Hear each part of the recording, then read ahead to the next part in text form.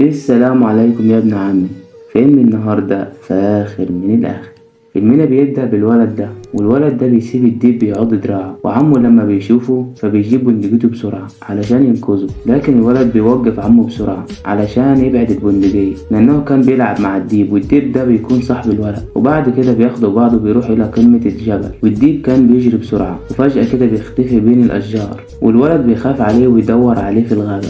ولسوء الحظ الولد بيقابل دب بني، وهنا الولد بيهرب بعيد وبيجري فوق الجبل، وهنا بيشوف قوام خشب وبيعرف يستخبى فيه، والدب ما بيعرفش يدخل علشان حجمه بيكون كبير جدا، بس بيحط ايده جوه جذع الشجرة وبيعرف يخدش دراع الولد. وهنا الديب بيعرف ان صاحبه في خطر، فبيبدأ يجذب انتباه الدب علشان يسيب الولد، وهنا يكشر على اسنانه فيخاف منه الديب ويهرب بعيد. وبيطلع الولد من جذع الشجرة بأمان، وبيلاقي الديب واقف جنب النهر، فبيطلع قطعة لحمة ويديها له ليه علشان يشكره على إنقاذه. وهنا جاك بيستعد علشان يسافر ويسيب القرية علشان يدور على شغل، وفجأة بيلاقي الديب الأبيض واقف لوحده على شط النهر حزين ومحبط لأنه بيكون اتعلق بجاك جدا، وبيفضل يودعه ويراقبه وهو ماشي بالمركب بتاعه الصغير. في اللحظة دي بيشعر الديب الأبيض بربط عميقة بينه وبين صديقه جاك، لأن الديب محدش يهتم بيه وحبه قد جاك. وبعد ما مشى جاك بيشتغل الديب مع راجل هندي في نقل البضائع، وفي مرة يكلفه رئيسه بنقل عربية محملة بالبضائع للسوق، وبعد ما وصلها صاحبه بيسيبه وبيقعد لوحده. لسوء الحظ بيجي 3 بلطجية ومعاهم كلب شرس، وبيكون متدرب على القتال، وبيكونوا عاوزين يختبروا مين أقوى، الكلب الشرس أو الديب الأبيض.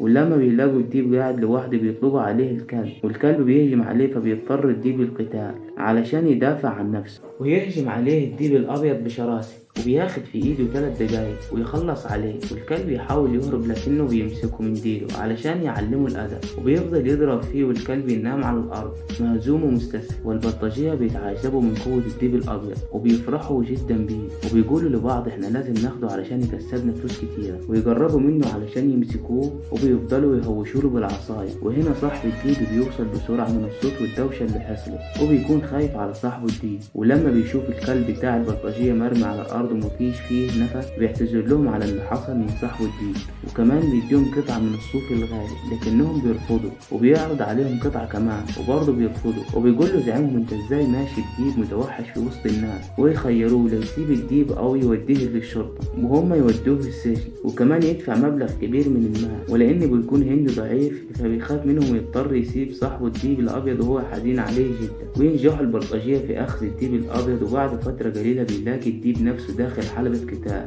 وحواليه ناس كتيرة بتهتف باسمه، وبيلاقي خصمه جاي عليه وعاوز يقتله، وبيكون متردد في الدخول في القتال لأنه ما بيحبش يأذي حد منهم، وكان بيدافع عن نفسه ويتراجع من ضربات الكلب الثاني. وهنا بيغضب من الكلب الأسود العدوان، وده بيدفع له القتال لأنه كان طول الوقت بيدافع ومش بيهاجم، وده يؤدي إلى إصابة الكلب الأسود بجروح خطيرة وكسر في الرجل. وبيبص على الكلب الأسود وهو مرمي ومهزوم ومش قادر يتحرك، فبيجيله إحساس عميق بالذنب لأنه ما بيحبش يأذي حد. ومع ذلك كان البلطجي فرحان جدا وغير مبالي أو مهتم بالضربات اللي بتحصل للديب الأبيض، لأنه بيكون كسب مبلغ كبير من المال من فوز الديب، وبيخلي أصحابه يمسكوا الديب علشان يجهزوه للمعركة التانية. ومن الوقت ده بيكون الديب الأبيض أداة لكسب المال للبلطجية، وبيدخل معارك كتيرة جدا، وكان بيكافح علشان يفضل على قيد الحياة.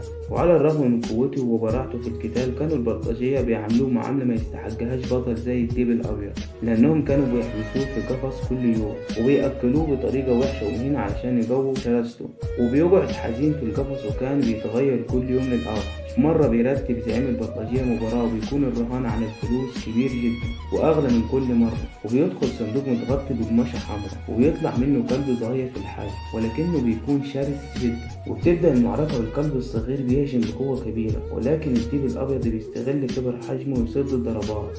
ويستغرب الديب من قوة الكلب لأنه بيكون شرس جدا.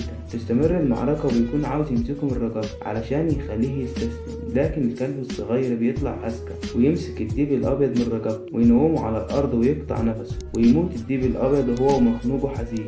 وما تنساش تصلي على النبي وتعمل لايك واشتراك في القناة. السلام عليكم ورحمة الله وبركاته.